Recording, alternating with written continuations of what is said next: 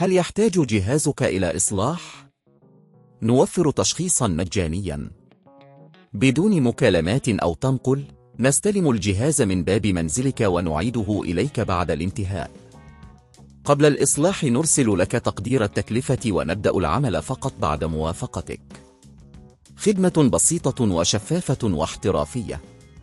الرابط موجود في الوصف. في هذا الجزء الثاني من دليل صيانة جهاز MSI Raider GE76 سنتناول خطوات صيانة دقيقة تساعدك على الحفاظ على أداء جهازك في أفضل حالاته. بداية، تأكد من أن الجهاز مغلق تماما ومفصول عن مصدر الطاقة قبل البدء في أي عملية صيانة. تنظيف المروحة وفتحات التهوية. قم بإزالة الغطاء السفلي للجهاز باستخدام مفك براغي مناسب. بعد فتح الغطاء، استخدم فرشاة ناعمة أو هواء مضغوط لتنظيف المروحة وفتحات التهوية. هذا يساعد على تحسين تدفق الهواء وتقليل ارتفاع درجة الحرارة. استبدال المعجون الحراري. إذا كان جهازك يعاني من ارتفاع درجة الحرارة، يفضل استبدال المعجون الحراري على المعالج وكرة الشاشة. قم بإزالة المروحة، ثم استخدم كحول الإيزوبروبي وقطعة قماش نظيفة لإزالة المعجون القديم.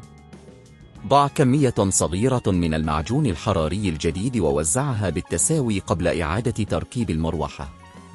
تحديث التعريفات. تأكد من أن جميع التعريفات الخاصة بالجهاز محدثة. يمكنك زيارة الموقع الرسمي لشركة MSI لتحميل أحدث التعريفات. تحديث التعريفات يساعد على تحسين أداء الجهاز وإصلاح الأخطاء. فحص القرص الصلب. استخدم أدوات مثل كريستال ديسكينفو لفحص حالة القرص الصلب. إذا كان هناك أي تحذيرات أو علامات على وجود مشاكل، يفضل أخذ نسخة احتياطية من بياناتك واستبداله إذا لزم الأمر. ترقية الذاكرة العشوائية. إذا كنت تواجه مشاكل في الأداء، قد يكون من المفيد ترقية الذاكرة العشوائية. تحقق من نوع الذاكرة المستخدمة في جهازك، وقم بشراء شريحة مناسبة لتوسيع الذاكرة. تنظيف النظام. استخدم أدوات مثل سكلينر لتنظيف الملفات الغير الضرورية من النظام. هذا يساعد على تحسين سرعة الجهاز وتحرير مساحة على القرص الصلب. إذا كنت غير متأكد من أي من الخطوات المذكورة، يمكنك الاستفادة من خدماتنا للتشخيص المجاني.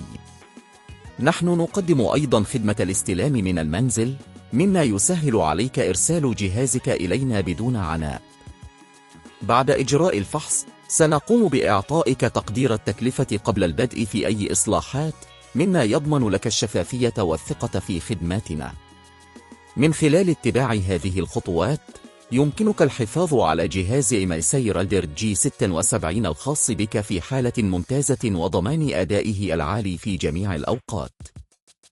هل يحتاج جهازك إلى إصلاح؟ نوفر تشخيصا مجانيا بدون مكالمات أو تنقل. نستلم الجهاز من باب منزلك ونعيده إليك بعد الانتهاء.